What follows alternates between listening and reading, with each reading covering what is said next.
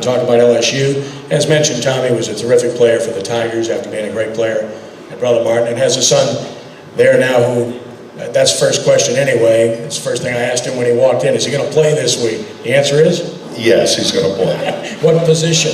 He's going to play left guard. Yeah, it's been a moving target, hasn't it? Yeah, it's been a moving target, but he's doing fine. He's had some shoulder issues, and we anticipate he'll probably struggle the rest of the year with it, but they've given him a little bit of downtime to try and rest and let it reset, and this Saturday will be his first day. You love LSU, and aside from your son playing there, you've been close to the program and following it for a long, long time since you played there.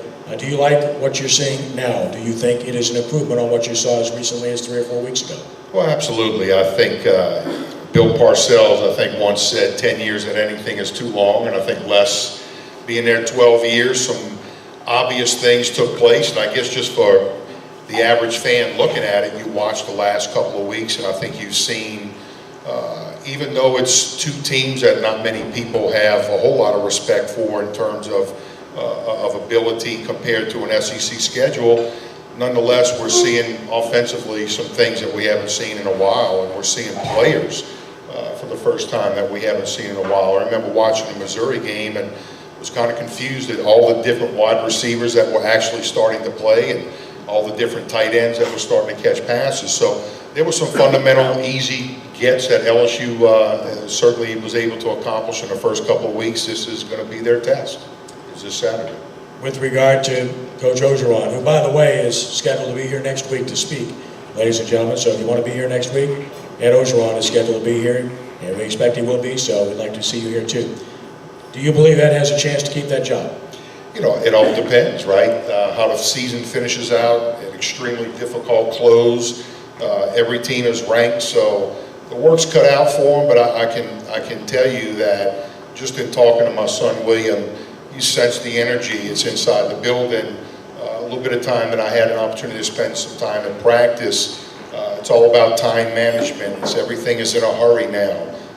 Even though Les may have spent significantly more time on the practice field, Ed's kind of cut that in half, but that time that they're out there is high intensity movement, all about time management and being efficient. So it's kind of nice. You can sense that energy in the building, and you know, I got an earful from William about what that halftime speech was about, and it was a lot of energy, a lot of passion, and I think it displayed in the way they came out in the second half this past weekend. Well, we've seen most recently Dyars, Johnson, Quinn leave. You heard Coach Powell earlier about one of his star receivers who had previously committed reconsidering. Do you think that the change will impact recruiting from the standpoint of skill position players outside of running backs? Yeah, absolutely. You know, there was always that mixed message about LSU and quarterbacks. It never seemed we could find a guy that could come in and play as they needed or be developed. But you know, obviously, I think it all hinges on how the season finishes up. Obviously, if Edo continues to win, I think he builds tremendous momentum. That's a strength of this staff, is recruiting.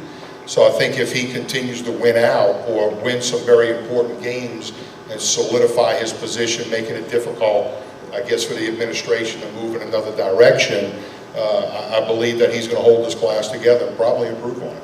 How imperative, finally, is the Ole Miss game, considering they're very good offensively? LSU's had trouble with them recently, and Coach O coached Ole Miss previously. Yeah, it's a very interesting game for him, obviously, but you know, for the LSU faithful, we remember last year we're clearly dominated in that football game. So we're looking for a little bit of a different result this week. I think you're going to see LSU, if they're smart, try and run the football, control the clock, keep Chad Kelly off the field, minimize the amount of time that offense spends. I love Dave Aranda. I think he does a great job defensively, but I think Ole Miss will probably challenge him and his style more than anybody.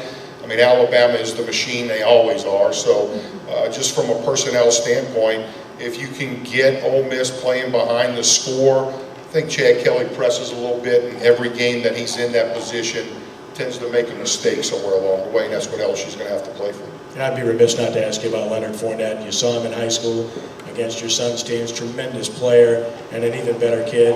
He says he's going to play Saturday. How good is he, first of all? Secondly, you take him at his word? I don't know how good he is. I agreed with the decision by Ed and the staff to hold him out the last couple of weeks. You could almost tell in that one game he came back, very powerful straight-ahead running style, didn't have much for cutting ability, so you could tell he still had some lingering effects from the ankle injury. I sense that he's fine. From what I can gather, he's out on the field, he's doing his rehab work, he looks good. I would anticipate, it's not like LSU is starving for talent at that position anyway. Worst case scenario, Geis comes in and picks up half the carries, and I don't think that's too shabby either. Tommy Clapp, ladies and gentlemen.